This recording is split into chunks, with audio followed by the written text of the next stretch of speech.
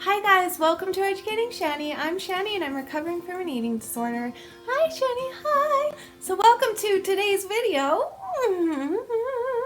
Welcome to my Thursday video where I do whatever the crap I feel like. And today I'm going to answer another one of Tommy from Tofu Tommy's questions. If you guys don't know who Tommy is, he's a wonderful, amazing, smart, loving, kind, giving, generous, selfless, strong, not Irish, Scottish. Sorry, was that offensive to you? My husband's Irish. Did you know that, Tommy? Did I tell you that? My husband's Irish. Do you hate him now?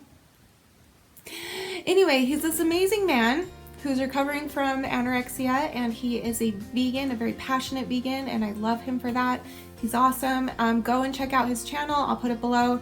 And then also go and check out his part of this collaboration. I will put that below as well. He got all the questions done in one video, but as I've said every day this week, I have to split it up into days and do one question every day for 10 days because I ramble so freaking much. So today I'm gonna do question 7, and to go see all 10 of Tommy's answers, I will put that video below, and please go subscribe to his channel. He deserves it, you guys. He works so hard. Like oh my gosh, he's so diligent and hardworking in what he does. So please go subscribe to him. Okay, so let's get into question 7. What is your thoughts on people who claim that mental illness and eating disorders are a choice, and that it's only rich white girls who suffer from this, as this is something that many on social media use as hate? Yeah, okay, well, first of all, I've said this before, but I will say it again. Eating disorders do not discriminate, okay? They don't care. Ed does not care if you are black, white, purple, orange, or yellow. He doesn't care. He doesn't care if you're Mexican, American, Chinese, African, religion, female, male, what size you are. It doesn't matter how much money you make. Ed does not discriminate against how much money you make. That's the one good thing about Ed, is that he never discriminates. He's so kind that he doesn't turn anybody away. It doesn't matter if you're black or white or orange or purple. It doesn't matter what religion you are. It doesn't matter how much money you make. Ed will not turn you away. He accepts everybody. He doesn't judge.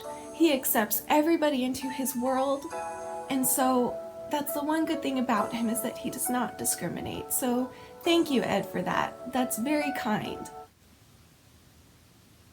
Listen, seriously, on a serious note, he really doesn't discriminate. Ed does not discriminate. Eating disorders do not discriminate. Eating disorders attack no matter what you look like or who you are or what you do or what religion you are, what color you are, how much money you make. It doesn't matter. Ed can attack anybody. It's just a combination of how vulnerable you are, and maybe if it runs in your genes, maybe if addiction runs in your genes, maybe it's circumstantial, maybe it's something that has to do with weight, maybe it has to do with control. There are so many different ways. It makes me really mad when people say that this is just a rich white girl disease. Like I actually got a comment like that a long time ago. I deleted it right away because back then that's when I just deleted bad comments. But somebody said something along the lines of, why is it only you rich white girls that have eating disorders? Like, you're so lucky. You live in a ginormous house. You have the nicest clothes. You have the nicest makeup and the nicest, area that you sit at. Your decorations are gorgeous. Like you're a rich white girl. What the hell are you complaining about? Type of a comment.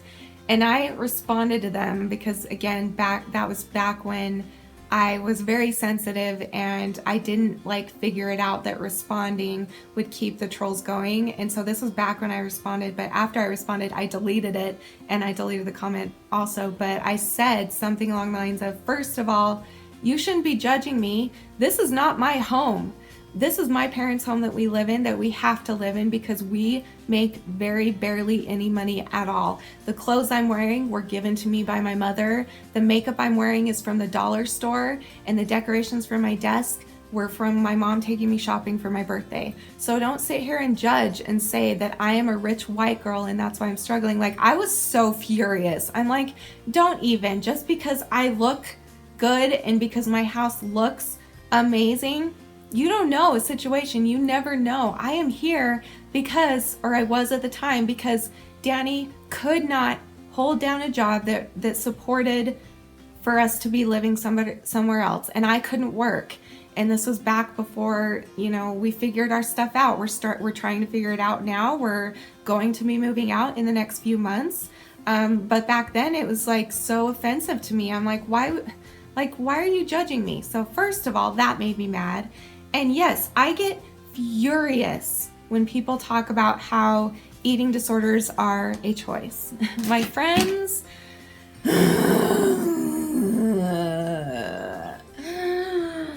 eating disorders are a mental illness. What does illness mean? Let's look up what illness means, shall we? Let's do this. Definition of illness. Illness, a disease or period of sickness affecting the body or mind. Illness is something that either happens in your body or your brain, okay? You can't help it. And mental illness, let's look up the definition for mental illness, shall we? This is so much fun. What is, oh, not this is so much, hold on. The definition of mental illness. According to Mayo Clinic, mental illness refers to a wide range of mental health conditions, disorders that affect your mood, thinking, and behavior. Examples of mental illness include depression, anxiety disorders, schizophrenia, eating disorders, and addictive behaviors. So there you go. Siri said it herself. Eating disorders are a mental illness, and mental illness is not something you can help. Like, I'm so sick of seeing these videos online and seeing people comment sometimes that are like, you are choosing to do this. You chose to stick your finger down your throat. You chose, okay, I've said this a million times. The very first time that I stuck my finger down my throat, I did choose it. I did. Literally, it took 10 minutes for it to stick and for it to become an addiction.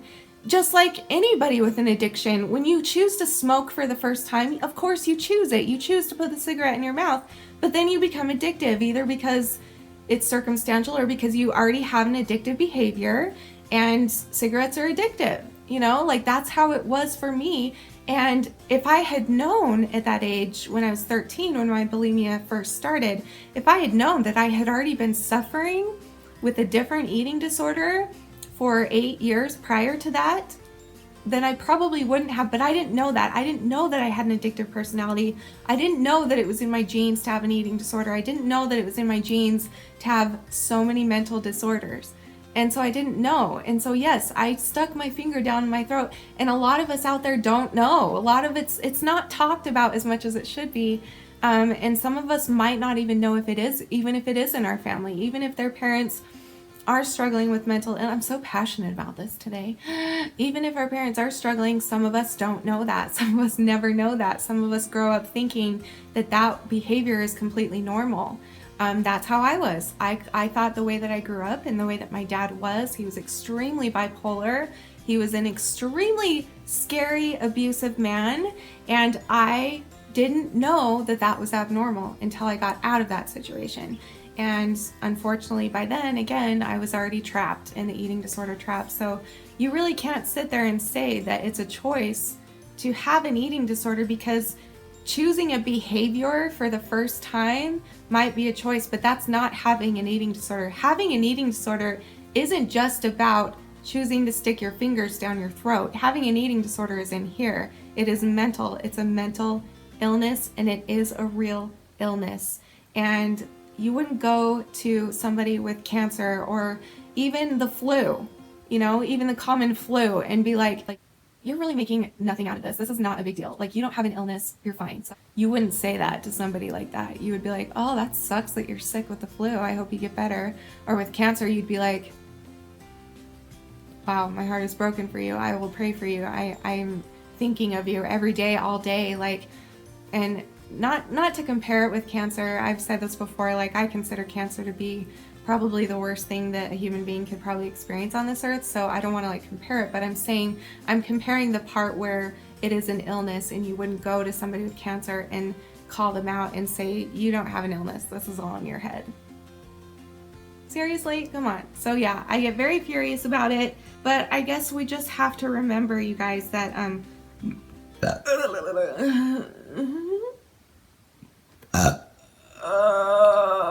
we have to remember that there just are a lot of people out there that are just that are just ignorant, you know, and people that, again, are just looking for attention, and that's sad and that sucks. But like I said yesterday, I think I said it in yesterday's video, try and remember that those people might be going through their own hard time, and maybe just pray for them if you pray, or send them good thoughts if you don't, or just think of them, you know, send them good vibes, do whatever it is that you do, because chances are if they're attacking you like that about your eating disorder or whatever it is, even if it's not that, even any other type of bullying, like chances are something horrible is going on in their life, and that's why they're treating people like that. And so I try to remember that, and that's hard. That is hard because I'm a human being. I'm not perfect, and so it's really hard to remember that, but I really, really try. So the best thing that I've found is that just because you feel compassionate for somebody like that, like for me, I try to have compassion for everybody, especially if they are trying to bully me. I try to have compassion, but there's a difference between having compassion and allowing it to be in your life. Do you know what I mean? That doesn't make sense. Does that make sense? So like there's a difference between me thinking, okay, this person obviously must be having something horrible going on at home, and so I will pray for them and move on with my life, rather than being like, wow, this person has something horrible going on at home and I need to spend my every waking moment fighting this person and helping this person. Like there's a difference between treating people a certain way and actually allowing that situation into your life, which could be toxic for you. Like you can look at a situation and be like, wow, I'm sorry for whatever you're going through, I will pray for you. Instead of, wow, I'm sorry for whatever you're going through, let me try and help you, because you won't be able to help them. All you can do is continue to be an example of love and hope and trying and just being a good example of like doing the work to get better. But you don't have to let them in. Just like with bullies, just you know, be compassionate towards them. Who knows what they're going through at home? Maybe they're being beat at home. Maybe their parents are addicted to drugs and they don't get taken care of. They're neglected and they get beat themselves and they get bullied themselves. And that's sad. And you're allowed to feel sad for them and you're allowed to pray for them or send good thoughts, but you don't have to accept that negativity into your life. You can just pray for them and move on. And because sometimes letting that into your life might take over your own life, and you have to think of yourself first, especially if you're somebody recovering from an eating disorder or any other mental illness or any illness in general that would get in the way of. Do you know what I mean? So that's my thoughts on it. I hope that made sense. And again, I am not perfect at this. I am far from it. I just try. This is what I try to do, and this is what I'm trying to spread as my message for other people to do as well. And I hope that other people will hear this message and that it will help you guys. So yeah. Okay, so there's my thoughts for question 7. Let's see what tomorrow is going to be, which is question 8. What are your recovery or mental health goals for the next few months? And where do you want to be by this time next year?